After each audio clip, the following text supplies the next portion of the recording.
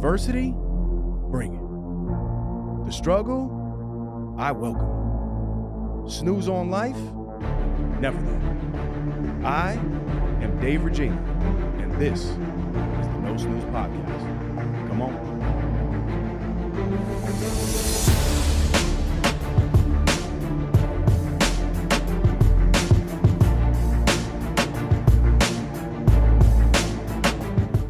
Welcome back, No Snooze Podcast, episode 204. As always, I'm in the booth with a new three.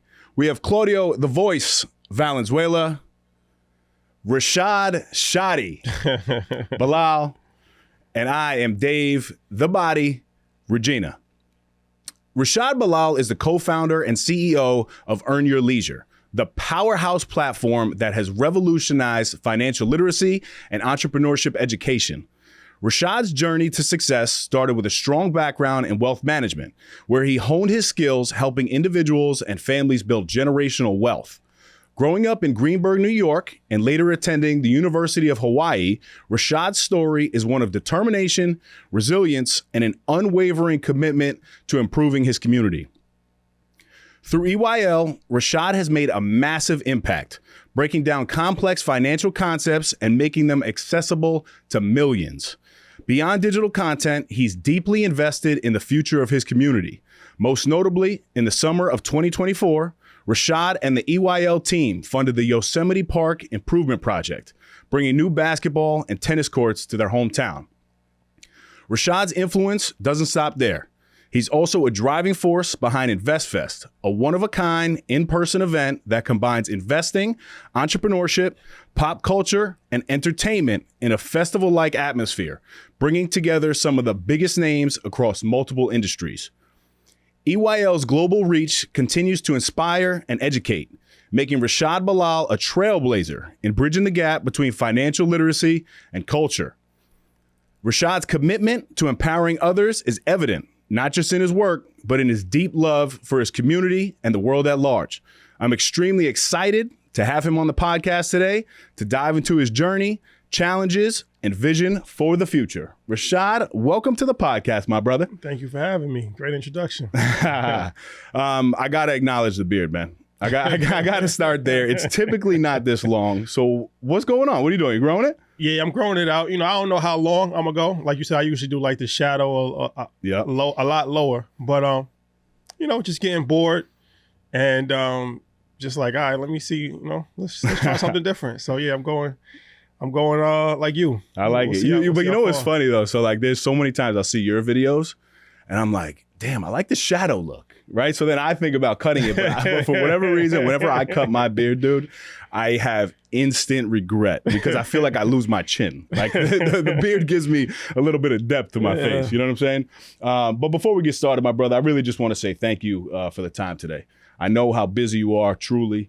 Thank you for the impact you're making. Thank you for the impact in the community in Greenburgh. You know, I've been there now going on 10 years. But thank you again for the opportunity.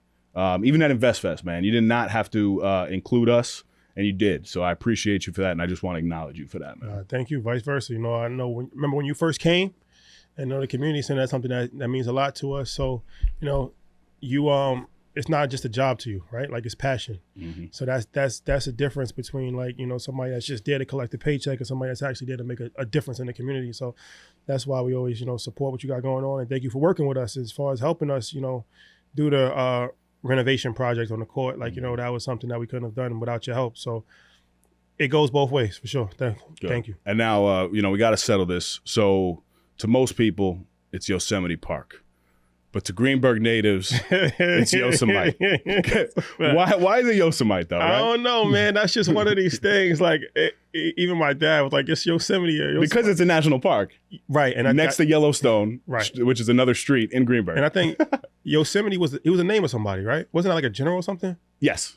Yeah, or something like that. Somebody. Right. It's a historical figure, I think. Yes. But Yosemite, I don't know. That was just, I don't even know. That's probably, that dates before my time. Yeah. But that's how it was told to me. And that's how I say it. Yeah. But every time I say that, people were like, Right? Like that's crazy. People I don't know, they like Right. It's one of the great debates for sure. of Greenberg. For sure. But I was talking to you off air, and your son Nasir, he's 13 years old now, which is unbelievable. And he's almost as tall as you now, but he's kind of cheating fact. because the hair. That's a right. fact. The young boys these days, they're cheating. They with all the got hair. the same hairstyle. Yes. But I remember strictly Nasir being in the Mighty Tots program, and shout out to Benjamin Carter, Coach Benji. That's a program for you can be in there as young as 3, 5, right around that age. And Rashad was always on his phone, and this dates back now 10 years ago. And I remember going up to Rashad one day, being like, "Yo, man, why are you always on your phone?" And you were like, "I'm doing this social media thing. This is Instagram." And I was like, "Oh, okay. Like, I have Instagram, but like, I didn't really know what I was doing with it." And you at the time even had you were already creating like a little platform. You were posting a lot of content with financial literacy and stuff like that. And I remember you specifically saying you're going to educate people on financial literacy through social media. You are a serious visionary. So what was it back then that like gave you the understanding that you were going to be able to do something with social media? For sure. So one of my friends, Val, she's from Greenberg too. She's the first one that told me about Instagram. And that's when Instagram first started, it was only for iPhone users and it was only pictures. It wasn't videos, it wasn't reels, it wasn't anything like that. And she's the first one. So when I got into Instagram, it reminded me when I first heard of Facebook. When I first heard of Facebook, I was in college. And at that time, you had to have a college email to get Facebook. And it was the Facebook. And I saw the beginning stages of Facebook. So when she told me about Instagram, I got on. And I'm like, this is cool. Because I was always into photography. Like, I'm not a photographer, but I just like pictures. Like, most people do. So it was a cool way for the average person to kind of become like a photographer, right? But then shortly after that, I started to see like what the future was going to be because I started following this fashion blog. I don't even know why I started following. I just started following this fashion blog. And I realized that they were selling advertisement in a very organic way. This is before there was a term called influencer. So we didn't really know what an influencer was, but she would show like different lookbooks of like different models and different people and celebrities, what they were wearing. Then in between that, she'd be like, "Oh, you can get this jacket from this online boutique." And the boutique might have had like 1,000 followers. So I realized like, okay, the boutique is paying her to actually promote their brand. Genius, right? Because she had like 1 million followers. And at that time, 1 million followers, you really could reach 1 million people. So I'm like, oh, this is way easier than trying to get like the New York Times to post it or CNN. And it's probably way cheaper. I didn't know how much she was charging, but I was assuming that she was running a pretty profitable business because there were so many, boutiques that needed help. So then I started to look at it. And at that same time, like Val started to become like famous to be a teacher in Baltimore. Like she was like, it was taping her classrooms and doing so. I'm like, okay, this is a pathway. Because at the time I was a financial advisor, and I wanted a way out because I felt like it was a ceiling. Like I it was like, how successful could I really be just talking to individual people about life insurance? Like I couldn't make a living for myself, but I just felt like it was something bigger. So my first thought was to use social media to become like a celebrity financial advisor, because I wanted to work with athletes and entertainers. So I wanted to be like the go-to financial advisor for athletes and entertainers. And I'm like, all right, I don't really know anybody, but I could use social media as leverage to kind of become that person. And now I'll become like the go-to person for athletes and entertainers and make a bunch of money and manage millions of dollars for athletes. That was my original vision. And then when I started to do that, we built traction. But then I realized that it was something that was even bigger than that, right? Like bigger than just athletes and entertainers, like everybody needed it, right? And it was like, okay, this is something that you can actually do and travel the world, write books, talk to people. So it was just looking at social media as like a way to reach people all over the world.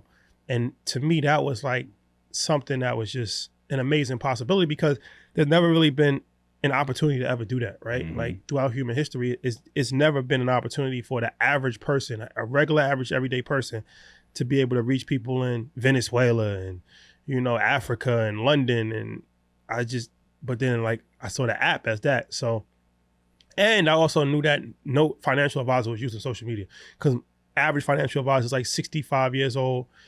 There's a lot of regulation in the financial industry. So I knew that I didn't really have any competition in that space as far as talking about finances as a financial advisor standpoint. Nobody was even, that wasn't even something that somebody was thinking about. Right. So I looked at that as an opportunity. And yeah, especially those days, it was just because I had to teach myself how to, making content is not as easy as it looks. Like, you know, they can really have a college course for content creation. It's kind of like, you know, being a movie director. Like you got to learn how to, what's gonna, you know, get people's attention, and how to write a headline, and how to cut videos properly, and how to do this. And I had no knowledge about any of this stuff. So I'm just learning on the fly as far as algorithms and how to edit videos and what's working, what's not working. And so that was a very time consuming process. And at that time I was still had my job as a financial advisor. So I was kind of balancing both things. And yeah, that's what I was doing. Like all free time was dedicated to that. Yes. So that's why you said I was on my phone. I was like literally any chance I had, I was just like on Instagram, posting videos, editing videos, looking at comments, seeing what's going on. So yeah, that was early. That was probably like 8 years ago, 7 years ago, something like that. And yeah. Unbelievable, man. But you know, your thought process is definitely different than most, because being in wealth management and thinking from that point, like, hey, look, there's only so far I can go with this. Like, you can make millions in wealth management, right? Yeah. But you were still like, nah, this is not the ceiling for me. Like, I'm gonna take it even more. So I love your thought process, and there's always been something about you ever since I met you. I'm like, you know, you got this this very humble demeanor. Some people probably take it as arrogance, right? But I see it as a humble thing for you. And you don't really, you know, you're not too outspoken until you get to know you, right? You kind of mind your business, but you're a bigger dude, so people could be intimidated by that. But you and Troy, you guys, ever since I met you, you guys were always having different level conversations, right? A lot of it, and we were in the back in Boston Keith's old office, right? At the community center, talking about, you know, making bets on, like, you know, little basketball games for the evening and that type of stuff. But there was always a level of like a financial talk to it, right? And we would sit with Steve Bice and chop it up and debate. And those were good times. But I want to know, I guess, about the upbringing, right? You run EYL now with two of your lifelong friends, right? Michael McDonald, Troy Millings. Shout out to AB as well, but he's a little bit younger, right? Yeah. So didn't exactly grow up with you. Sports and culture were huge for you guys, but talk about the childhood for a little bit growing up. Yeah, for sure. You know, we come from Greenburgh. It's a very Fairview, Greenburgh, because Greenburgh is kind of a weird place where there's a lot of different incorporated towns but the area that we come from is very close-knit community. So everybody knows each other. Everybody has some level of relatives. We all grow up in the community center, go to camp, work, you know, play sports together. So I knew these guys pretty much. I met Troy when I was 12 years old. And I probably met Mike when I was maybe 10 years old. So we grew up together, like not just us, our siblings, our friends, right? And so it's a very, very close-knit town. And yeah, I was always kind of like an outlier, I guess, because I'm younger than them. I'm 2 years younger than them. And I was always hanging around like older people, like these are my friends. Even people older than them was my friends. I didn't really hang around people like my age, right? So from a maturity standpoint, I think I kind of had an older mind as a young person. So I was kind of like always like more serious. Like I didn't really have like, you know, like even my son now, look at him, like he's more childlike, which is good, right? Like he you know, he's like a kid, but like at his age, I was more like adult. Like, you know? So, but we always was just thinking about different things, like, you know, like Pinky in the Brain, trying to figure it out, like, you know, and especially after like we graduated from high school, started going to college. Troy went to college to become a teacher. Mike was doing a variety of different things. He was a photographer. He had a website. He was always just doing, you know, different things. And we was just like, just talking, just trying to figure out. So we had a few different things before we started Earn Your Leisure. Like we started a real estate company and that didn't work. It was like I was probably like 22. I think I was still in college, but I didn't even have any money. So that didn't work. But at that time, everybody was talking about real estate. So we was like, we got to buy real estate. And then we started an app for DJs called Jock Drive. That didn't work. Then we started the fashion company. As I told you, that was the first thing, Fashion Wave. That was a fashion blog that modeled the page that I was following. That didn't work. So, it's like your friends, right? Everybody's trying to figure it out. And coming from a working class environment, like, we always knew the alternative as far as like, go to school, get a job, stuff like that. But we wanted to kind of, see if we could do something a little different, be entrepreneurs. But we didn't really have a roadmap to follow. We didn't have a blueprint to follow. So we was just trying to wing it, right? And this was something. So we just always stayed in communication with each other, talking, and just not just on business, just anything, just in life, like, ups and downs in life, relationships, stuff like that. Like, we just stayed close from the time that we was children to the time that we became adults. And then when the financial thing came in about, it was like, this was something that for the first time looked promising. Like all of the other stuff we had good ideas about, but it was unproven. This was actually proven because people was following online, people was commenting, people was giving us feedback, people was encouraging us. So it was like, okay, this is something that, could potentially work out. You don't really know like how big something is going to be, or the vision is kind of hard to kind of start with that, right? But you just kind of have an idea, like this is something that, is needed. This is something that's good. So when starting on your leisure, I contacted Troy to see if he wanted to be my host, my co-host in it. And that was an easy call because we already had a relationship from being friends, but also teaching in classrooms. So we was teaching in classrooms for like 7 years. And it's difficult to do a show by yourself, especially at that time. We didn't even have any guests. So, you kind of need another person to kind of, bounce energy off of. So he was with it. We didn't have no idea what we was doing. Had to Google how to, what equipment to have. And Mike came in and he helped on the technical side as far as like, okay, this is how you upload it to the outlets. This is, how we're going to record it. And so literally we was recording with like iPhones. Shout out to Sid. That was our first producer. We had like shotgun microphones, which is like, very I know Sid basic too. mics. Yeah, Sid, good dude. And we didn't know what we was doing, man. Honestly, we just like, yo, let's just figure it out. But, it was something that the quality wasn't as important as the information. And it was so different than what everybody else was doing at that time. People just really, really just, gravitated towards it. So yeah, it's a long journey, but definitely starts with, childhood friends for sure.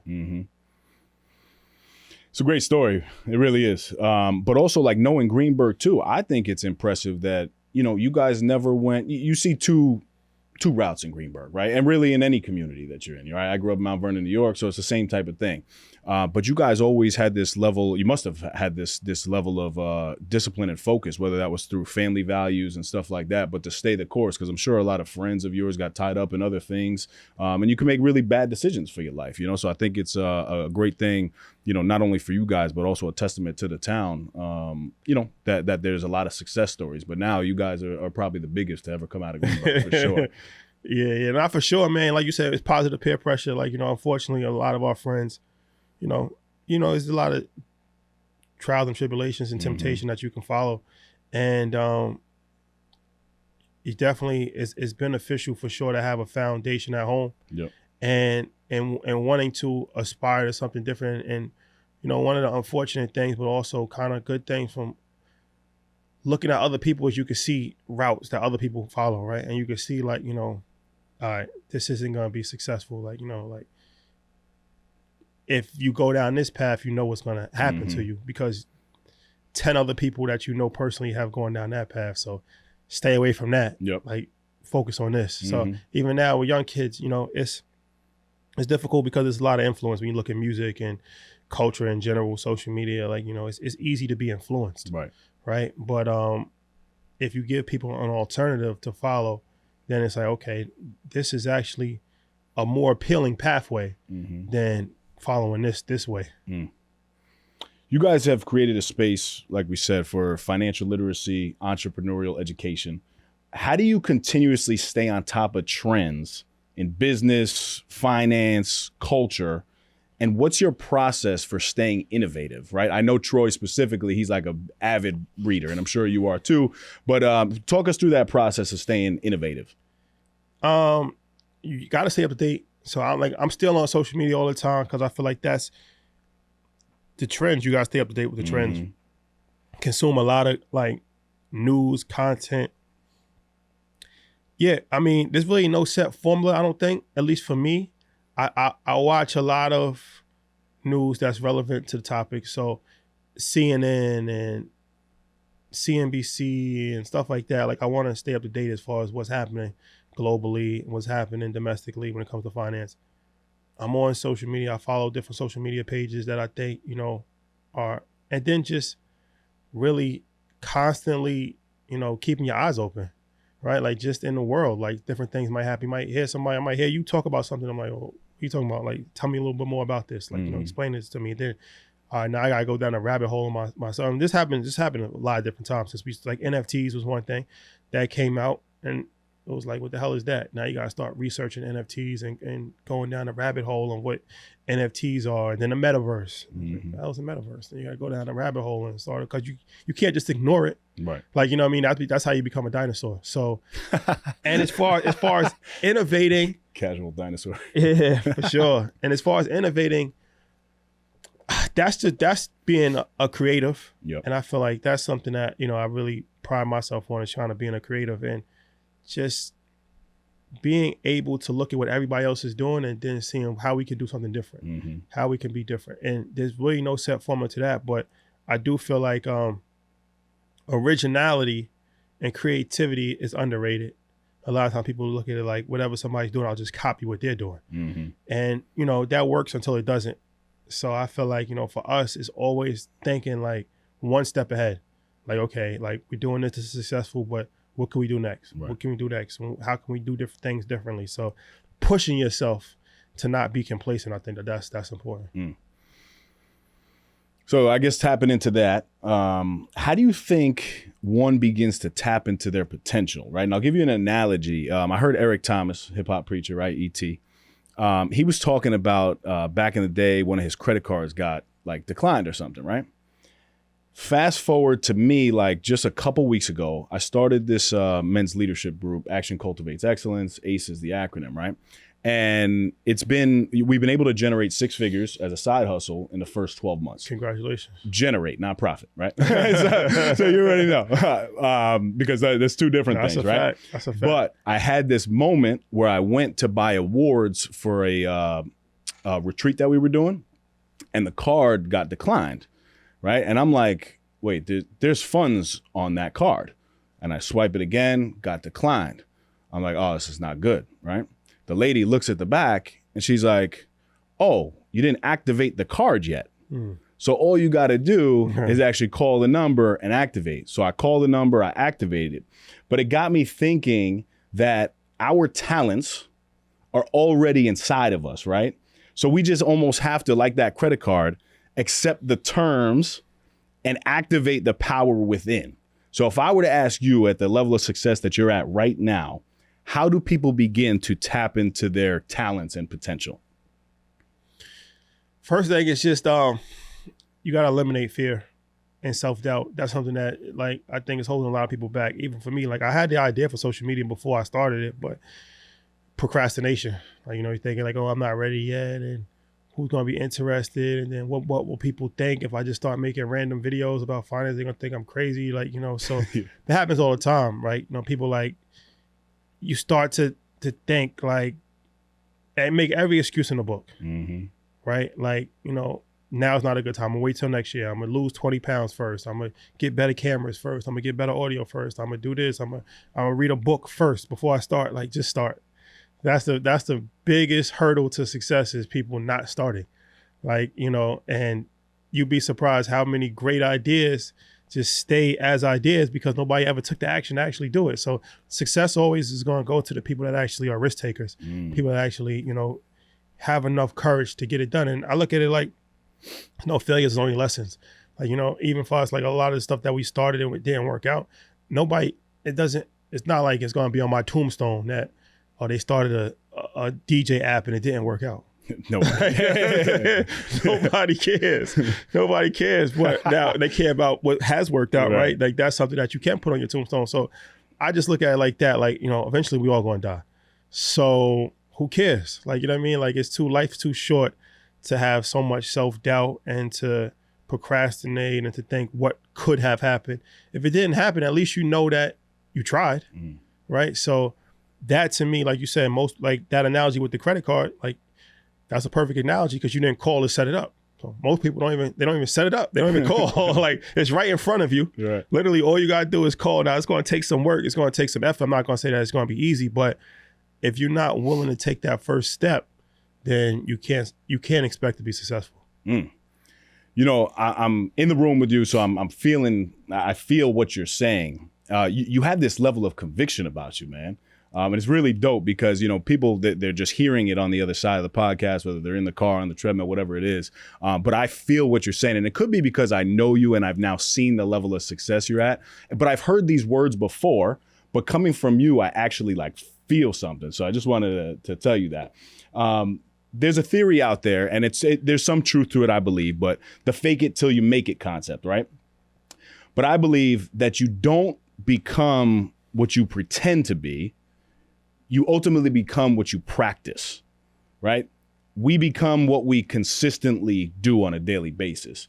So if you consistently act confident, you become confident. If you're consistently in the gym working out, you become fit. If you consistently make good decisions with your money, you attain a level of wealth, right? So my question to you is, what did you practice behind the scenes to get to where you're at today that most people would not know? Yeah, I think it might not have been one thing. Well, it's a few things. All right. So I was telling my son this all the time, like how you do one thing is how you do everything. And it's important to develop habits early because those habits that you develop early carry with you for the rest of your life. So, you know, me playing basketball, like I always took everything that I did real serious. So like the discipline that I had when I was playing basketball, even as a kid, like I would go to the park by myself, like because the reason why I was by myself because nobody else wanted to work out. People wanted to play 3-on-3, 5-on-5, but nobody wanted to work on their skills and 500 jump shots. So that was something that I was doing by myself, and that same discipline allowed me to do what I need to do by myself as an entrepreneur, right? That same discipline allowed. So I didn't make it as a professional basketball player, but those traits of, you know, being on time and the discipline and being consistent and doing the same thing over and over every single day, like that's something that you need, right? So that's kind of like, you don't think about it in that moment, but you are actually practicing for your future, right? Like, you know, you playing basketball every single day and doing this routine every single day and then going to lift weights and then doing cardio and doing all that stuff every single day. Like that is preparation for the success that you need as an entrepreneur. Because like as an entrepreneur, you got to do the same thing every single day. And it's like, that's the hard part, right? As far as the consistency. Like that's what separates like Kobe and the LeBron from other players that are good. Like, you know, it's easy to do something every day for a week. You know, you could do something every day for 6 months, but can you do something every single day for 10 years? Like, you know what I'm saying? It's going to be difficult to not be successful. If you're doing the right thing every single day for 10 years, it's difficult not to be successful. But who's going to do the same thing every single day for 10 years? That's the hard part, right? Like most people are not going to do it. They're going to be like, fuck it, it's not working. I'm not seeing the success that I want. I got other shit to do. I'm going to switch paths. I'm going to do this. I'm going to do that. So developing that. And like I said, that's not something that I was really thinking about at that time. But it definitely, I think mentally prepared me to have success later on as far as, you know, that routine. And like I said, that's why I always, sports to me is such a big thing. Like it's not about like going to the NBA. It's not about, but you learn so many valuable aspects of it as far as working within a team, right? Like having to deal with leadership because a coach is going to tell you what to do and you got to deal with that, right? And having to eat well. Like you just can't eat McDonald's every single day and expect to be a top athlete. Like these are all things that we learn through playing basketball, through sports. and really, really carry with me. So like I said, that's probably that's what comes to my mind the most as far as what I practiced to have prepared myself for what I am at now. Mm-hmm. Yeah, I mean, I could tell you even from following you, from the early days in social media, like you were posting 3 times a day to the point that I would be like, this dude's posting again. Oh my God. Like I can't even believe, but to post 1 video. That's a fact. To post 3 videos a week. Yeah, that's a fact. Is not easy. No, it's not. Yeah. So to post 3 videos a day, and I'm remembering 3 because I remember like back in the day, and you guys even recorded the podcast on like the first 6 months of growth and stuff like that, where you were giving out some real gems. But it was like a consistent, posting of 3 times per day. You came up with the concept of like, was it how to? What did you? There was a concept. Let me think about it. It was like either how to do something. It was a tagline that you had on your post at that time. Yeah, that's crazy. That's crazy that you remember that.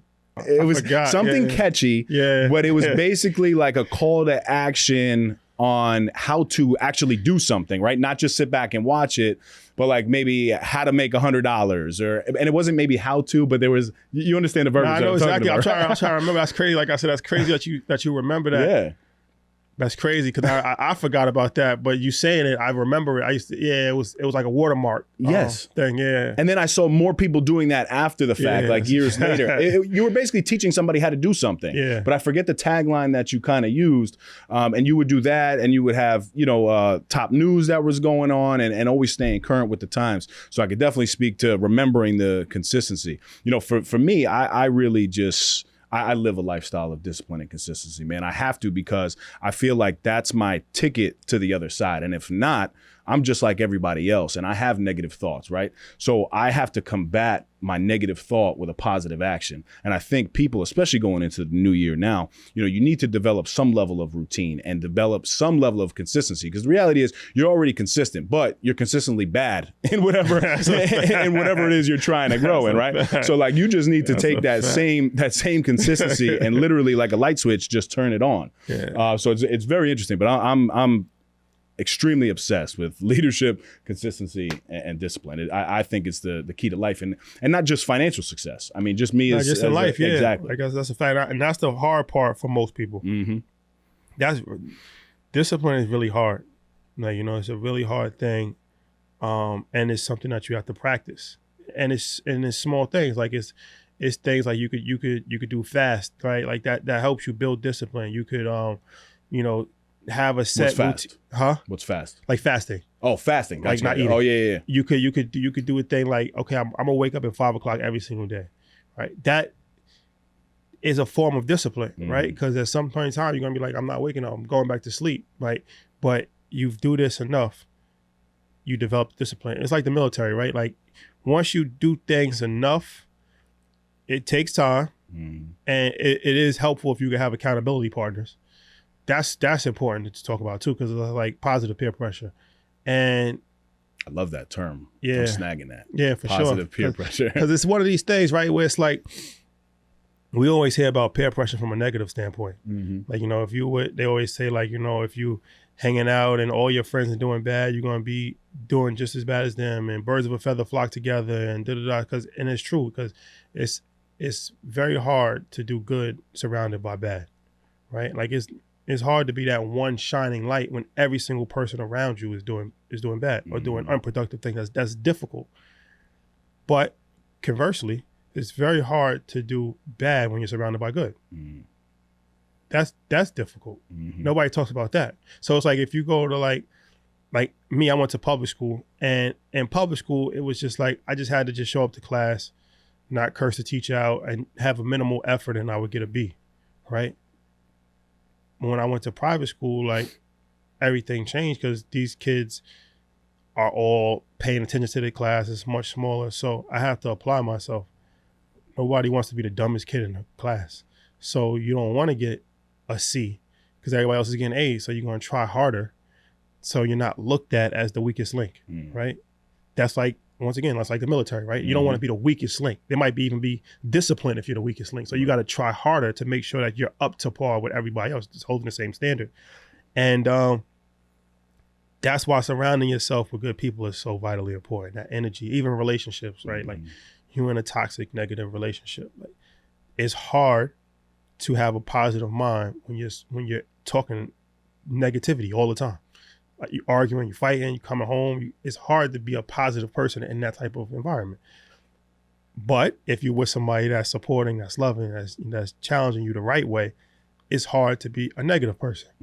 So that definitely is a cheat code to success. And a lot of times people are like, well, I don't have good friends. Well, you got to make new friends.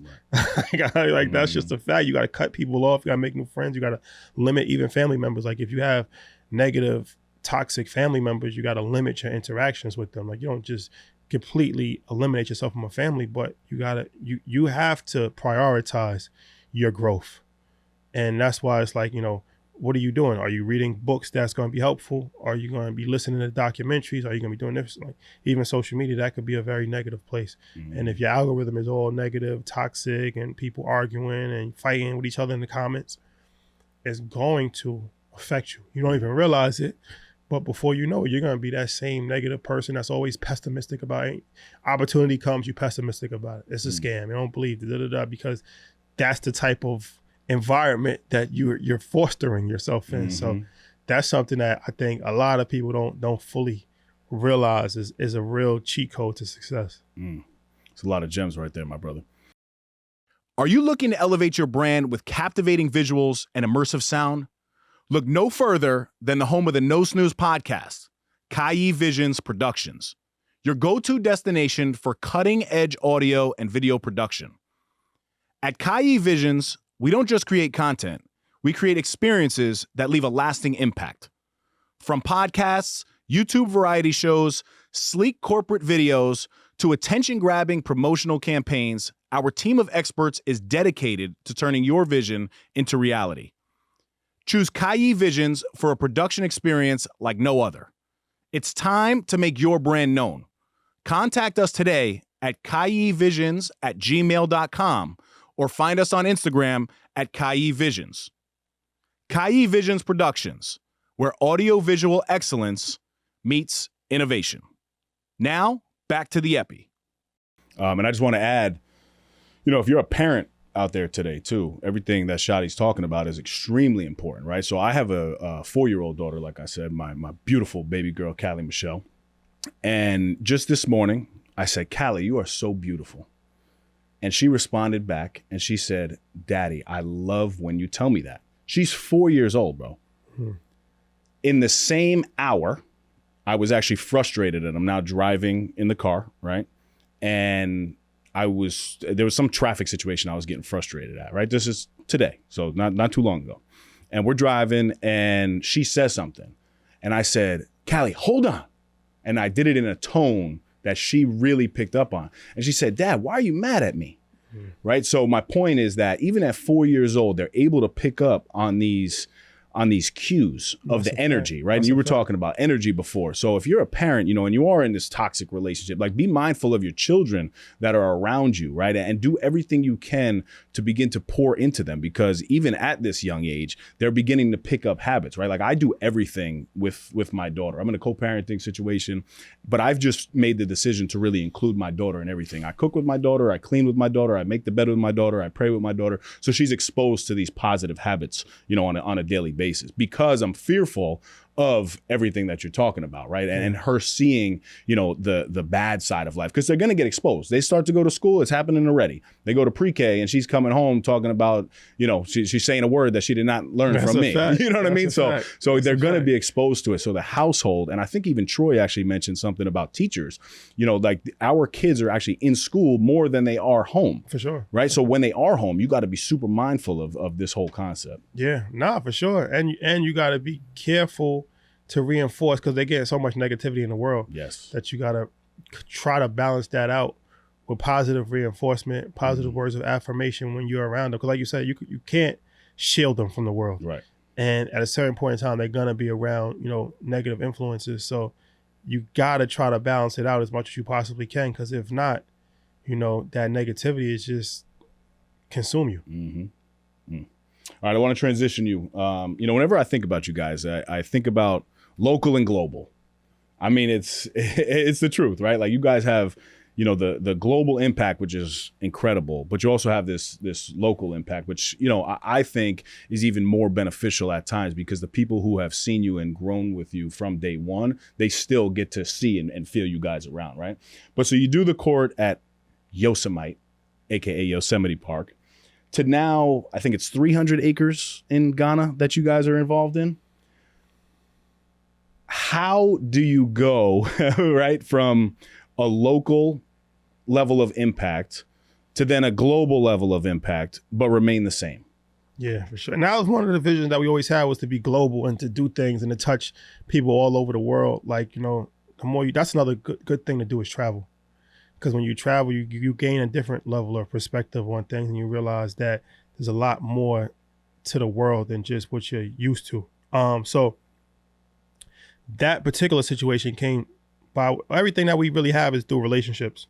So we met the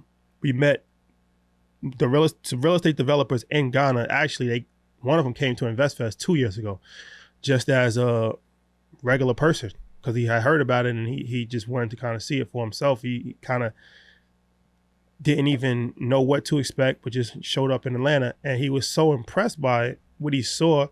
He's like, I want to work with these guys.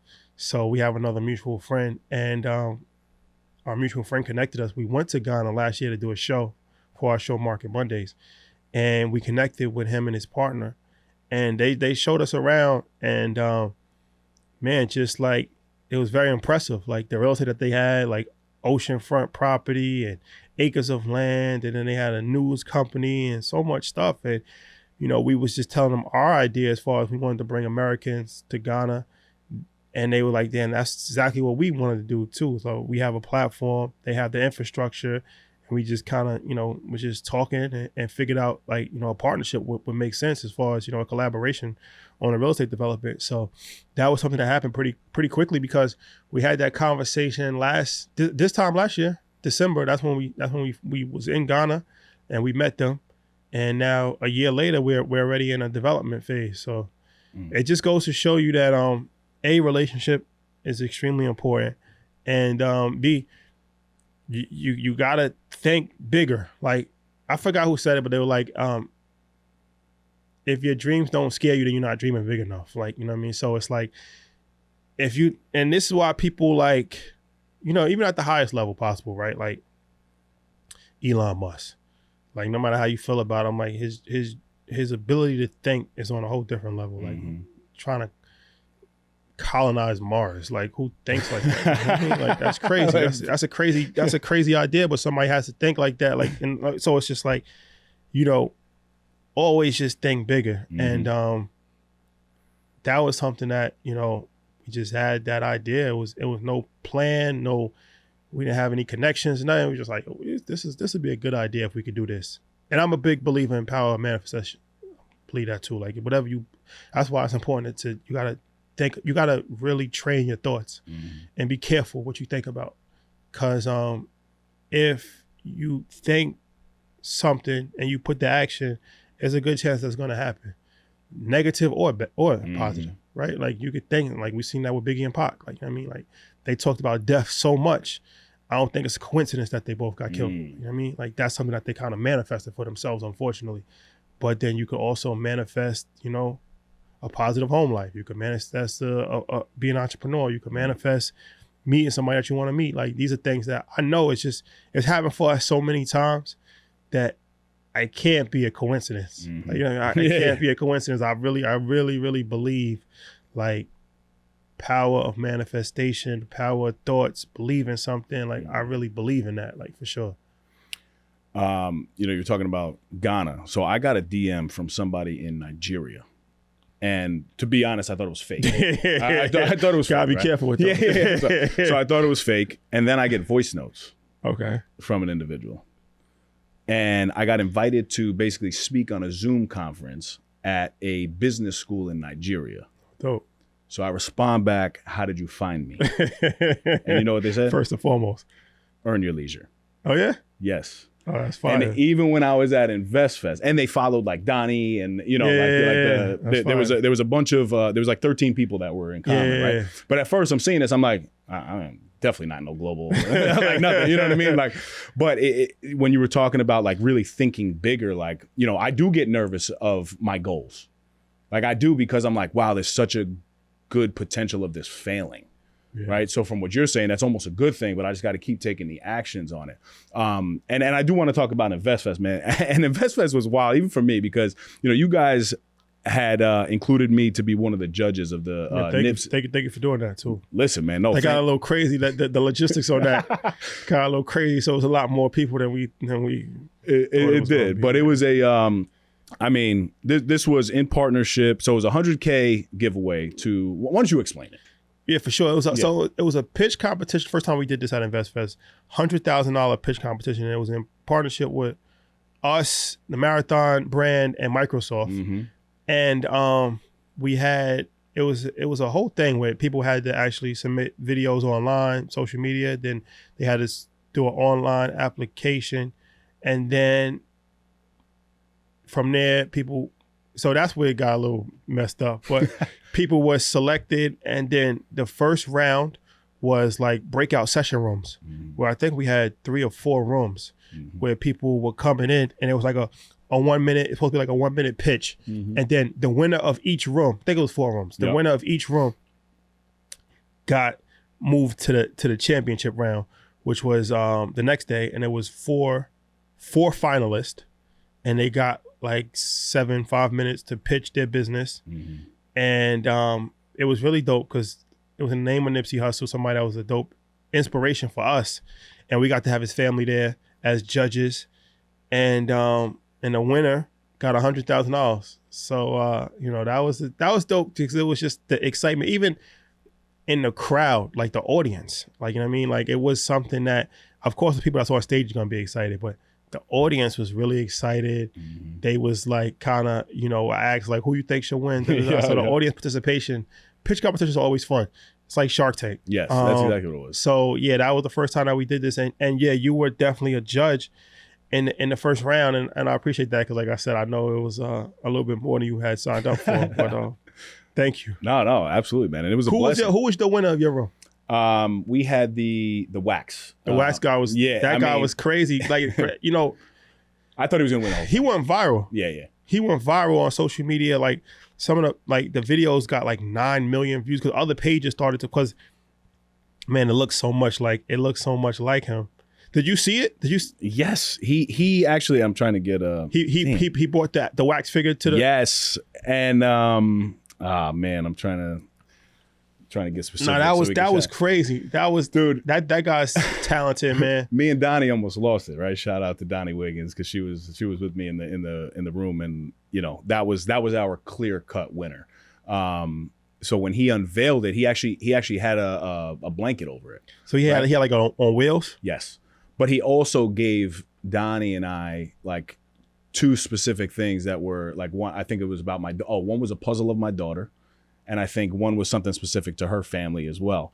So it started with that. So we knew he was a very talented individual. And he did his research. Yeah, exactly. And did the research.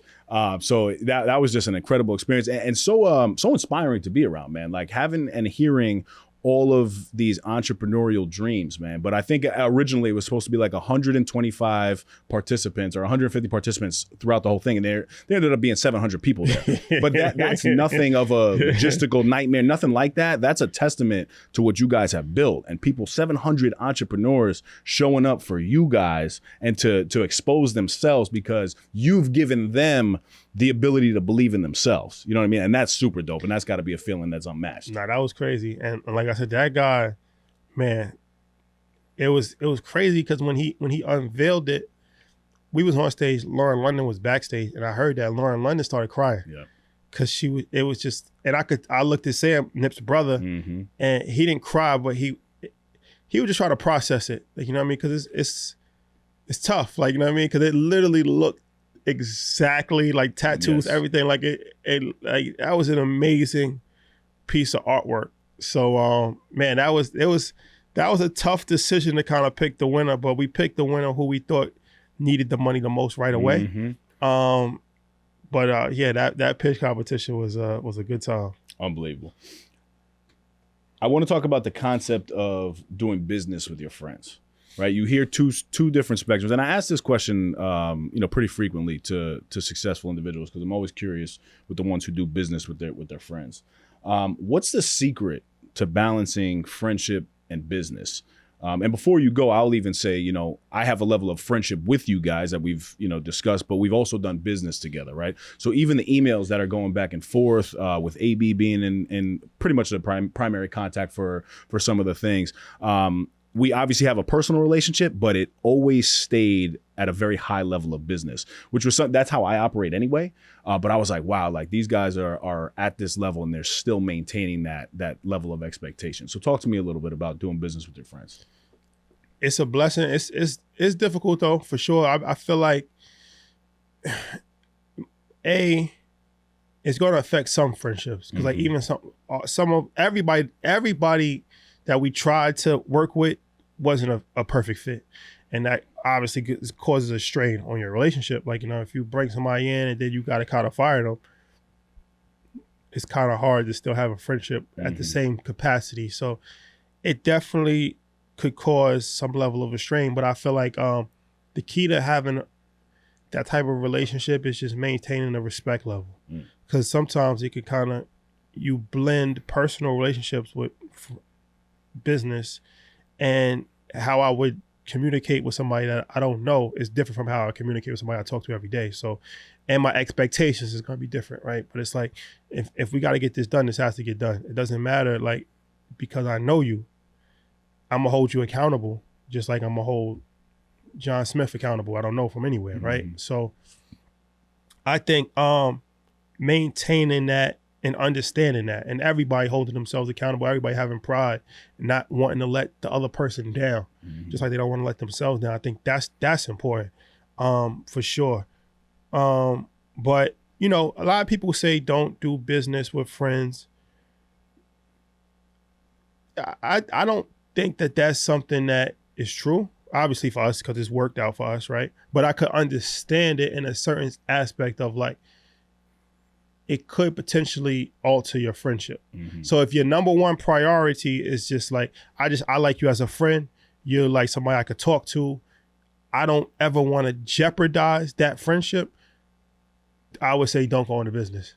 Because even if the business works, it could still, your friendship might change, right? Because that level of companionship that we had is a little different because now we're business partners. So I might not feel comfortable telling you everything because I don't just look at you as a friend anymore. I look at you as my business partner. And I got to be a little bit more stoic. I got to have a little bit more privacy because we have a personal relationship, but we have a business relationship. I don't want my personal business to bleed over into, you know what I mean? Like it gets a little tricky. So I would say just to think about that. Just think about that before you go into business. But ultimately, I'm always for doing business with people that you know. I think that it's helpful, and it's something that from a trust standpoint, you should be able to have a higher level of trust with somebody that you actually are related to, or somebody that you know, as opposed to somebody that you don't know from anywhere. So I'm always in favor of that, but I do want to say, like, just think about it, because there is some level of truth to that type of thought process. So it really just depends on what's the most important thing to you, and how you can navigate it.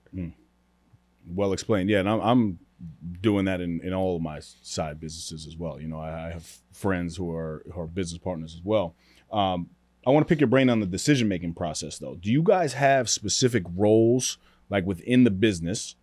And do you recommend that there's a formal agreement and understanding with business partners? And the reason why I say that is because, in my ACE community, Action Cultivates Excellence, we started from the ground up. We had nothing, right? It was just a concept. It was like, all right, let's start this leadership group. Let's bring a bunch of men together and, talk about just becoming better in our lives, right? Becoming leaders.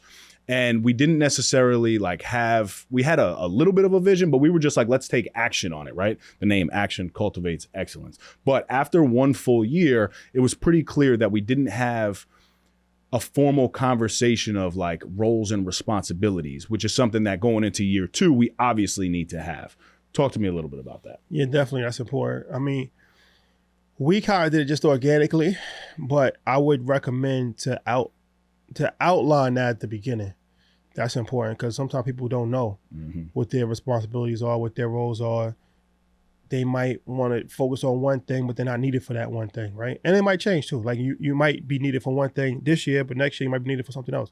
So you got to be able to pivot. But it's definitely beneficial, even to have quarterly meetings and annual meeting, whatever, however, monthly meetings, however you want to do it, to kind of go over it. It's like a team, right? Like, you gotta say, okay, I feel that, putting people in a position to be successful is important as well. So there's always a leader, generally speaking. There's always like one person that kind of is the forefront, like, and then there's other people that have different roles and responsibilities. So the leader's position is to make sure that the other people are encouraged, the other people feel a part of the situation, but also the other people are in roles and responsibilities that they can actually execute. Right? Don't put somebody in a position that they're not going to be able to be successful in. That's important.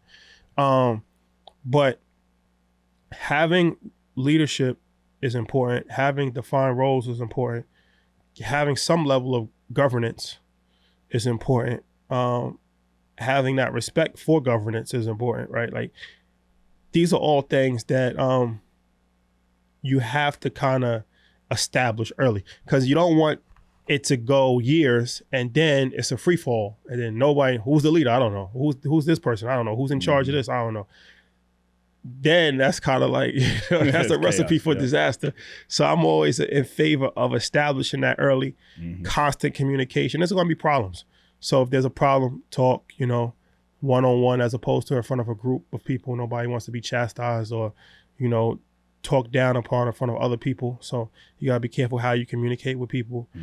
These are all things you got to start to see signs early if somebody's just happy or they're disgruntled or they're not achieving at the high level. Like, you got to kind of be able to look at the chessboard and see this as somebody that's, putting the plays together. So that's vitally, vitally important, because I think so many times people break up because they don't know their roles. They don't know their responsibilities. They have different expectations. They expect things that other people don't expect, right? Like, okay, I do this, I expect to be paid for it. No, I don't expect you to be paid for it. Like, I mean, so having that clear understanding, I think is important for sure.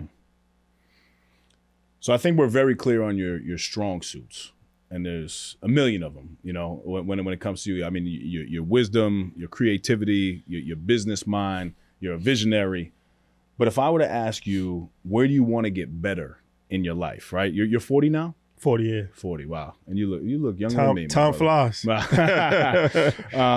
It could be personally, professionally, but the new year is always a good time to reevaluate and look at these types of things. I've shared on a couple episodes now leading up to the new year. I want to lead more with love and humility, because at times I feel like I lose sight of that. Right. And, I've been big into the Bible this past year. It's been, a habit of mine that I've really tried to develop. And I'm enjoying it. Right. But like, Jesus was about love, and higher power is about love. So, those are two things that I'm really focused on. Have you thought about, or are you like conscious of things that you want to get better in your life? Yeah, for sure. Yeah, definitely. I could improve as far as opening up more, I guess, to people, having more empathy, like, being more of like a people's person. I think that sometimes, I kind of have less empathy, or kind of like more like, drill sergeant type mentality. Because that's kind of like how I always look at my own personal life. But I gotta realize, like, everybody's not like me. So I can't have the same expectations or hold people to that same level of how I will hold myself to, right? Like, to me, if something happens, it's like, get over it. Like, I mean, like, life goes on. But that's how I would deal with it. But I can't expect every single person to do that. So definitely, I think for sure that's something that I could probably do a better job at, as far as trying to understand people more, and having, that level of like, talking to them and kind of understanding what they're going through and stuff like that. Because I feel like, a lot of times people might be hesitant to tell somebody what they're going through or stuff like that. And then it's like, if you don't ask them, or you don't have some level of window of communication that they can express themselves through, then it could cause issues, right? Because that could lead to like some level of like pent up aggression or passive aggressive behavior. It happens in relationships even. Yep. So definitely, for sure. And thinking about other people too. Like, I feel like, thinking about other people more, like as far as like, what do you mean by that? Like thinking about like, all right, like, this person needs this to be successful, right? This person needs that. This person needs like I said, it's kind of hard for me to do that, because I feel like I look at it sometimes as like coddling, and that's an error that we struggle with. That it's the error. Yeah. I don't come from that. I don't believe in that, but there's a time and place for everything, and it's like sometimes you do need to be softer and figure out what a person needs, and highlight people and stuff like that. Like, that there is some validity to that, because humans just want to feel appreciated, right? They want to think that somebody actually cares about them, and they want to think that people that, especially like people that like work for you, like, what I mean, like if you're a leader of them, then they want to know that it's more than just business. I think I'm just judging this, right? But I think your demeanor at times works against you. And I think people judge that. But if they take the time to actually talk and have the conversation and stay in it, even if they aren't in agreement with maybe your demeanor at that time, anytime I've had a conversation with you, or even been around any conversation that you're having with anybody, you do get deep. I'm sure you could be a little bit more vulnerable, right? We have a tagline within our ACE business where there's, real strength lies in vulnerability, right? Like, you can be a physical specimen and you could be a really strong man, right? But like, do you have the ability to go a little bit deeper? But yeah, I would say that actually works against me too at times. It's just my demeanor and like my makeup, I guess. You know what I mean? Yeah.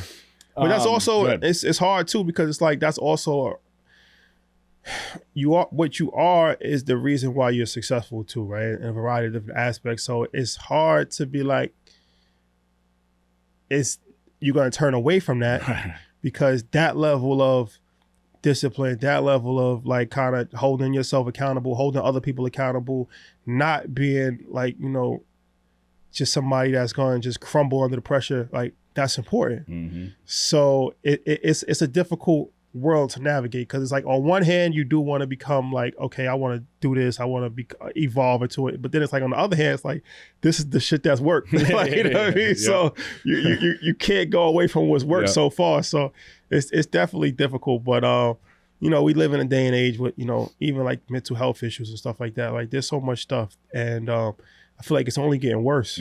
That's another thing with the phone. Like, we don't even know the real effects of the phone yet. Like, social media, we're gonna have to wait 20 years before we really realize like what this has actually done to our brain. I can tell you, but I also arthritis in my hands. No, that's a fact. I'll tell you that, bro. That's happened to me. I wake up in the morning, I'm like, oh my God, I'm a little creaky, my brother. Carpal tunnel. Yo, for real. That's a fact. And your eyes too. Yeah. The eye, even for me, like, I had like a lazy twitch in my eye for a while. Like, it's really scary if you think about it. It's worth it though. You got rich. I'll take the twitch if I got rich. This episode is brought to you by Whitaker Garage Doors, your one-stop shop for all things garage doors. Proudly based in Peekskill, New York. Your home is a direct reflection of your personal style. And let's face it, your garage doors are the first thing people see when they pull up your driveway. Whether you're looking for the timeless charm of a classic carriage house door or the clean, sleek look of a basic wood finish, Whitaker Garage Doors offers traditional options for every taste and budget. I can personally vouch for their incredible service. When I had my own garage doors done, I was blown away by their timeliness, professionalism, and overall respect for their clients. Jonathan, Cassara, and their entire team are top notch, and they really go the extra mile to ensure you're happy with the final result. So if you're in the market for a new garage door or need some repairs, give them a call or find them on Instagram at Whitaker_doors. Don't forget to tell them you're a friend of Dave's over at the No Snooze podcast. Whitaker Doors. You won't regret it. Now, back to the epi. So I heard, I think it was you, Troy, and was it Ian? You guys were talking about some New Year's stuff and consistency, right? Yeah. And, you know, you were saying try to become sober, cut the nonsense out of your diet. I won't tell everybody that you got a muffin from Starbucks this morning. We'll leave that part out. But, you know, I actually stopped drinking at the beginning of 2024. Okay. And not that I necessarily, well, I had a problem. Let's be honest, right? I had a problem when I would drink, but I would really pride myself on being the disciplined Dave that everybody knows Monday to Thursday, but then Friday and Saturday, I'm putting back between 5 and 25 drinks. So like I was kind of like a binge drinker, right? And then I noticed when I was drinking like that, I would make bad decisions. I'm like telling little false lies. I'm like manipulating situations. So, you know, at the beginning of the year, I kind of just stopped. And now I'm 356 days in, not that I'm counting or anything like that. But, you know, it has been something that's really opened me up to the clarity that you were talking about. And also, this is science, right? Like you on your episode were talking about like the brain effects. And are you familiar with Andrew Huberman at all? No. He's a doctor at a Stanford University, somebody that I follow and have a deep level of respect for his knowledge in the, you know, doctoral world. But it takes the average person, when they do stop drinking, to clear their brain and get it back to normal. It takes between 2 and 6 months. And I was definitely the 6-month version because of how much I was consuming. But when I heard you say that, I was curious because I do look at a lot of high-level individuals, and I'm sure you see this now too. A lot of them don't drink, right? So what's the thought process behind that? And do you drink? Yeah, I'm a social drinker, so I never really drink. I don't drink. Like, you know, people drink because they like alcohol, right? They like the way that whiskey tastes and tequila, and all the things. I never liked the way alcohol tastes. So like if I drink, I'll drink like a lemon drop or something like that. Like like I drink like the socially. But even with that, like, you know, the problem with being a social drinker is that we're real social these days. So now it'd be like I only drink when I go out, but then you go out every single night. So now it's like, you know, that it starts to add up. So I try to cut back on that too, because I feel like, you know, everything in moderation, right? So I'm not saying that you have to be like a complete monk, but it does have a negative effect on you for sure. And I see it. And, you know, I've seen it from the extreme. Like I know alcoholics. So I saw it from an extreme standpoint of people that you can't remember what you did yesterday and you black out, you do some crazy shit. And then you tell a person about it the next day and they looking at you like, who you talking about? Because they didn't even know what happened. Like, you know what I mean? Like, and I do believe that it has an effect on your health. I've seen people have, you know, health issues. I've seen people that died from drinking too much, right? It kills your liver. But then also just from a standpoint of just like if you drink too much, it's alcohol poisoning, right? So that should let you know something. Like you're actually putting poison into your body. Now you could have a little bit amount of poison and it's not, you just feel like a buzz, but it's still poison. So it's just like, you know, sometimes you just gotta just stop completely just to have clarity. So I'm not saying everybody should never drink ever for the rest of their life, but it's like anything, like just give it a rest.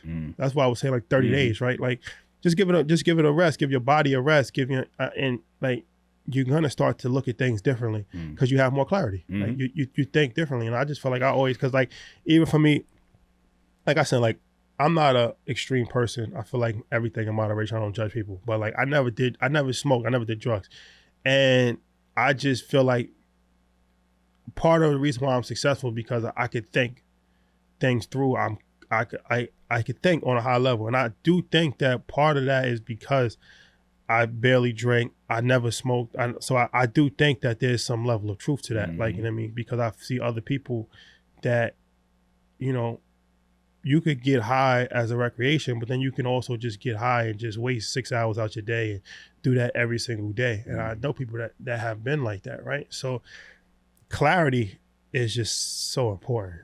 And it's just like, that's one of the things that we don't really get a chance to do, especially like, you know, when you just live paycheck to paycheck and you're struggling, it's hard to be able to think, right? Like you don't have time to think. Like you got to wake up, you got to get your kid ready for school, then you got to go to work, and then you got to deal with your coworker at work, and then by the time you get home, you got to cook, and then you got to get your kid homework done. You might have time to just watch, TV until you crash out. But in that 20-hour time frame, that's the one advantage that rich people have, is that they have time. So it's like when you have time, that's why people like they golf. Right. And it's like they golfing for 8 hours out the day and just thinking and just talking. And it's just like we just having a conversation. And it's like, oh shit. In this conversation, we can make millions of dollars. Mm-hmm. But you don't have time to have those conversations if you always on the grind, if you always doing it. So that's the hard part, is like developing that level to have clarity, developing that level to actually think. Like, it seems like a simple thing, but most people are not in an environment where they have the ability to actually think at a high level. And then you just get used to that. And then you don't think at all. Mm-hmm. You just get entertained, and you just, you work, you're stressed, and that's it. So I definitely think that if everybody has some time to really just think things through, that's why meditation is important. I forgot to mention that, but meditation is important. Like for me, I've been meditating for a long time. Like, that's like part of my daily routine when I wake up in the morning. Before I do anything, How long? I try to do at least a half an hour. Wow. Yeah. That's impressive. But it's just like in my bed. Like it's not like a set thing where I'm like sitting Indian style. Like, no, I can't do that either. Yeah. My legs don't like, it's very awkward to sit like but that. I just try to just have clarity, like, like just in my bed, like before I do anything. Guided or not guided? Like not guided. Okay. No. So it's just, I just like to I just think things through. Like I'm just thinking, I was like, oh shit. Like, you know what I mean? And like I come up with some of my best ideas in that moment of clarity. So clarity is definitely important for sure. Yeah, and it's also another way, we were talking about like building discipline into your life, right? Like doing that for 30 days of not drinking. Like you'll be surprised at how many times you have to say no when people ask you to have a drink, right? And at first, it's like anything though, but you got to practice it. I was very anxious about stopping drinking because I was just a social butterfly. Like, I mean, I love to get a little bit in my system. Now I'm dancing, now I'm here, like I'm having a great time. Thought I was having a great time. And then to stop it, people like, I didn't want to be the guy, oh, here we go. What happened? You an alcoholic now? You got to stop drinking. You got a problem. But now I kind of look at it like a superpower, to be honest. Like I have the ability now, like to be like, nah, you know what? I'm going to call it a night at 9:00 tonight, and I think like now what's happening is people have an additional level of respect for it because they actually see you getting up and attacking things and getting things done and accomplishing them. Yeah. I want to pick your brain on overcoming adversity a little bit. You shared, some of the business moves that I did not know that failed. But was there a specific moment when you ever thought about quitting, whether it was EYL or something else in your life, and how you pushed through that obstacle? It's a tough question because like even when I think about that for myself, I'm like, wow, a moment of where I wanted to quit and then didn't. I wanted to quit college. I was having some issues. I transferred. First school I was out, I transferred and got into it with the coach, and pretty much I kicked off the team. And I was thinking about just dropping out, like not finishing school. That was definitely a real thought in my mind. But I stuck with it, transferred to a different school, and had great experiences. So that was definitely a moment for sure, because I just kind of got frustrated. Like, screw it. I'm just going to start in life and just, go wherever it takes me. But something I had to kind of just fight through in my mind to kind of figure out, like, I didn't really have a set plan of what I wanted to do. So at that time, it still was in my best interest to kind of just continue my education. So, but yeah, that was definitely a moment for sure where I kind of just thought about just saying fuck it. And nowadays, if they just follow the EYL platform, they probably can do that, right? And still make it. For sure, that's a fact. That's a fact. When you battle negative thoughts, right, on like even a day-to-day basis, like how do you deal with that and manage that? And I'm asking you, as a successful individual, right? Because I think it's good for people to hear, if they're just a regular guy, regular girl out there, and they have a regular job, they're probably like, oh yeah, of course I have negative thoughts. But I think to hear from you, who has this level of success that a lot of people are trying to achieve, do you battle negative thoughts? And I guess, how do you, work through them?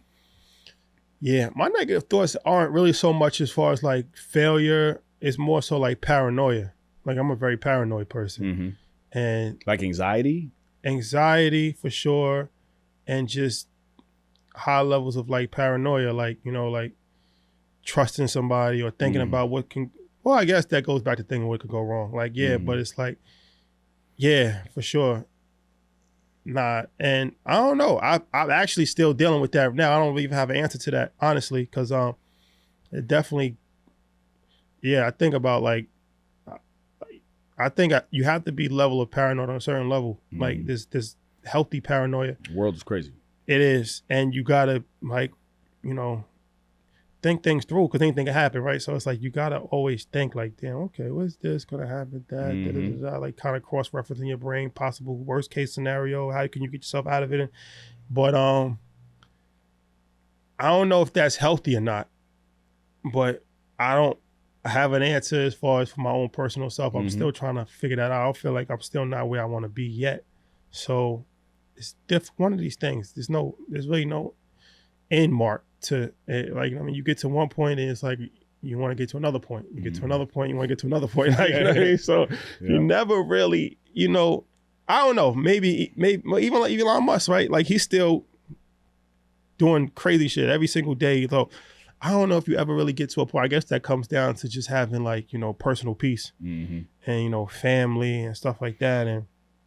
But right now I still feel like I'm on the grind. Yeah. Like I feel like it's like day one for me. Like that's how I feel. Like I still feel like, you know, I don't feel like I don't feel like a success. I feel like I'm still like trying to figure it out. So when I feel like a success, then maybe I'll have some better answers to that question. You may never not. That's right. A fact. But that's also, I think, the gift that, you know, comes with somebody like yourself. It's a gift and a curse. Because it's like, you know, it's a gift and a curse, man. It's like Big said, more money, more problems. And you can have you could just live on an island and just, you know, have peace of mind and not care about anything. But then it's like when you're in the grind and it's like you chasing success on a business level, on a financial level, and you've reached a high level of success to the average person, but then you're looking at yourself like you're disappointed. Like, you know, I'd be disappointed in myself, honestly. I mean, I don't feel like I should have more. Like, you know what I mean? So it's just like, but then it's like you gotta put things in perspective, but it's hard to put it in perspective. So it's a constant, like, you gotta be careful though, because it's like that's why a lot of successful people are very miserable. Because they're successful, but their success doesn't mean anything to them. Alone. Exactly. Exactly. That's a fact. Because you could drive yourself to be alone. Like, well, a lot of the habits that get you the success are lonely habits. That's a fact. You know what I mean? Like, and that's a tough thing. I love the conversation that you're you could tell you're having a conversation with yourself. You're almost meditating right here, right? Because you're talking through it. But I think that's also going back to, you know, you even acknowledging something that you want to get better with and being more vulnerable and open and stuff like that. I appreciate the honesty and it's something that I can relate to. I mean, I know for a fact I'm nowhere even near where I want to be by any means. But you do have to sit back, you know, and I challenge you to sit back and, you know, reflect on the success that you have had. No, I mean, sure, personally and professionally. That's important. You gotta do that. And I do that. I go through, even Instagram, I'm like, oh, damn, this is crazy. We did some wild shit. Yeah. But can I curse? Yeah. All right. No, after he bombed 15 times. Yeah, no, absolutely. But I'm like, no, sure. So that's important. And like I said, it's important to kind of keep things in perspective, count your blessings, be grateful for what you have, because we're all blessed. You know what I mean? Like, it's just a blessing to be able to be healthy, to wake up, no matter, you know, what level of success that you have. We're all blessed. That's important, to not take those blessings for granted. But like you said, it is a level of, in order to be successful, you have to always look at yourself as like you haven't achieved it, right? You can't be complacent. You got to walk the road alone. And those are virtues that's going to make you successful, but it's also virtues that's going to cause issues. And that's why it's difficult for a lot of successful people to have healthy relationships or to be married, or you start to see different things. And it's a double-edged sword. Duality is crazy. It definitely is. I want to talk a little bit about fatherhood before we wrap up here. What's the most important lesson that you want to teach Nasir as he grows up in this world that is very different from the one that we grew up in. And I think it continues. I think it's a good thing. Again, like it's a gift and it's a curse, but there's a lot of negativity out there. So like, what are things that you focus on in parenting, whether it's financial, I guess both personally and professionally? I know he's only 13, but you do treat him as a professional. So talk to me a little about that. Yeah. For him to understand, as far as really just understanding work ethic, that's the most important thing, which is, it's difficult because you also want to, you're going to try to help your kid as much as you possibly can. You're going to put them in situations, you're going to give them certain things, and they're going to benefit from your work, right? Like he's benefiting from things that I did, not necessarily that he did. That could cause an issue because you didn't have to work for certain things. It was given to you. So that's important to just develop that work ethic, because at some point in time, no matter how much is given to you, you're still gonna have to work for other stuff to get more. And you got to sustain your life. You're gonna have a family. You're gonna have to do different things. So that's what I just try to work with him, is just work ethic. And, whether it's through sports, whether it's through school, whether it's whatever, understanding that it's not easy. Like life isn't just going to be handed to you forever. Like, you know what I mean? Like, you're going to have to figure things out. It's going to be challenging. You got to, be disciplined. You got to do that. And so that's something that if I could just instill anything in him, it'll be the work ethic. What is difficult, like I said, because it's hard. It's hard to, make somebody, want to do something. You know what I'm saying? You got to want to do it yourself. Right. I could push you, but it's hard to make somebody, like, even working out. Like, I try to tell, but it's difficult because he doesn't have that same work ethic that I had as far as like basketball. So they could get a personal trainer, you can go to the gym, but as far as him getting up at 5 o'clock in the morning, I don't see that. And I mean, he's 13. But at 13, that's what I was doing. Yeah, 13. that's when you. That's when you so started. it's like, it's one of these things that it's life is all about blessings and curses. It's a blessing to be able to have him, to have me as a resource. That's a blessing for him. It's a curse in a certain sense that it's a crutch. Right. So we just got to see how it plays out. But he has to understand that I'm a crutch for you, but at a certain point in time, you're gonna have to throw that crutch away. But you guys are doing a great job, with him. Just appreciate it. He's very very respectful always. I appreciate it. I had an opportunity to speak. He was actually in Crossroads this year. That's a full circle moment, right? Yeah, for sure. He was in Crossroads this year, so I went back and spoke to them, and he was in there asking questions, being engaged. I think he has the core. Yeah, for sure. Of what it is. But you're also a tough dude, man. You're a tough dude to be his son. I mean, I don't know if I envy him right now. Like, and if he does wake up at 5, you're gonna bring him to the gym? Yeah, for sure. Or are you gonna get him a car service? No. I can't get a car service. Yeah, you know what? I'm curious though, like, because you are so involved and you've been so involved as long as I've known you. But with all this hard work and the success and your persistence, how do you balance the personal life as a father and all the stuff that you're doing? And you're traveling a lot too. Like, it's not like you're just going from Stanford to White Plains and back. Like, you're constantly on planes, you're constantly traveling, but you're constantly involved. So that's a very dope thing. Appreciate that. Yeah, it's hard, but you got to balance it. You got to make time, and that's something that always try to do better on as well, because it's you can't get that back. I mean, like, you only gonna be able to have an opportunity to spend time with your kids for a short period of time in the grand scheme of life. Like, you know what I mean? By the time they get to 16, they don't even want to hang out with you. So those moments and just being able just to be around is important for sure. So any downtime for me, I'm just with him for the most part, just with family. Like, I don't really do too much in New York unless we get like invited somewhere, we go to an event or stuff like that. But for the most part, when we're home in New York, it's just like family time. And when we're on the road, we working, we working. But there's sacrifices. You're not gonna be able to make everything. That's just the harsh reality of life too.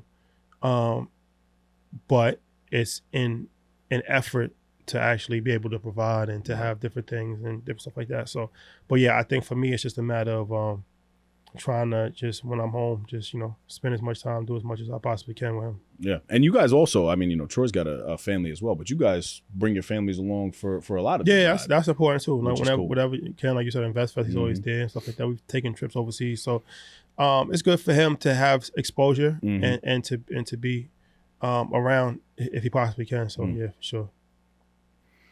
I want you to leave our listeners with a New Year's message, right? This episode will drop actually like right before New Year's. They might listen to it at that time, or they might listen to it 2 years down the line. I think that's the great thing about podcasts. And something actually you were saying, so I've been, and this is a little tangent real quick, but you know how podcasts go. Podcasting, I think, is almost, I wouldn't say it's in its infancy, but it's still in its, childhood phase. Right, you were actually saying offline before that 95% of podcasts don't make it past 22 episodes. 22 episodes. Yeah. And there's a lot of people out there that I've spoke to that are like, yo, I want to start a podcast, right? So like, would you encourage somebody to start that after now you've been able to do it and become so successful? So that's one question. And then leave the listeners with a New Year's message. I would say to start something if you are really passionate about something and you can add value to the world. There's a lot of people that create content that's not valuable. And they're just looking for just the hustle, or they just want to just, do something. I mean, that's cool too, but I just feel like if you don't have something that you really think is going to be like helpful to people, or groundbreaking, or different, or new, exciting, and stuff like that, like I would hold off on it, because to me that's just like you're just doing something just to do it. And you're not gonna be able to sustain it. Exactly. You only sustain something when you really want to do it, because it's gonna be difficult time. So that'll be my advice with that. As far as the New Year's, the biggest thing is start. That's the biggest thing. New Year's resolution. You got different goals. You're going to do this, but start. You're going to figure everything else out. Yeah, you should have a roadmap. You should have a blueprint. You should have a contingency plan. All that stuff is good and beneficial, but start. Do it. Like, do it now. And do things that's going to get you out of your comfort level. Like, go skydiving. Go like, do different stuff, like, go to Asia for a week with no plan, like, and backpack, like, you gotta get out of your comfort zone, and you gotta do things to get yourself out of your comfort zone, right? So that's my biggest advice, is like, start whatever you're thinking about. If you thought about it this long, then that means that you have some level of passion behind it. Start it. Don't wait till tomorrow. Start it today. Start today. If you listen to this right now, by the end of today, start whatever you're thinking about. I love that. And I think the thing that hit me the most when you were saying all that is if that thought is continuing to happen, right? If that's something that's like haunting you, I think that's for a reason. Start to listen to that little voice that's in your head. That's a fact. I love that. Where can everybody find you if they don't already know who you are and they've been living under a serious rock, maybe a cement block or something like that? Talk to us about, where they can find Rashad, and then also EYL. Yeah, no, thank you for having me. First and foremost, my personal Instagram page is Rashad Bilal, my name, RashadBilal. And then Earn Your Leisure. Most importantly, you can follow us on every social media platform, on YouTube, Apple, Spotify, and just stay up to date as far as what we got going on, different content that we're producing. We produce content pretty much every day. So if you're interested in, learning about, finance and other topics, definitely tap in with us. Earn Your Leisure.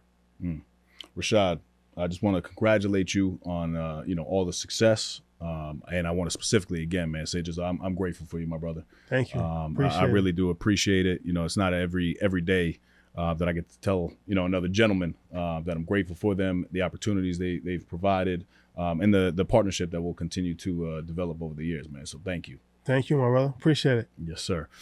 Guys, just want to say thank you to you. Happy New Year, happy holidays, Merry Christmas, all that good stuff. So whether you listen to one episode or 204 with my brother Rashad Bilal, we're extremely grateful. Share the show. You can shop the latest merch at nosnoozeshop.com. And until next time, stop snoozing. Get up and get after it. Shoddy on the mic.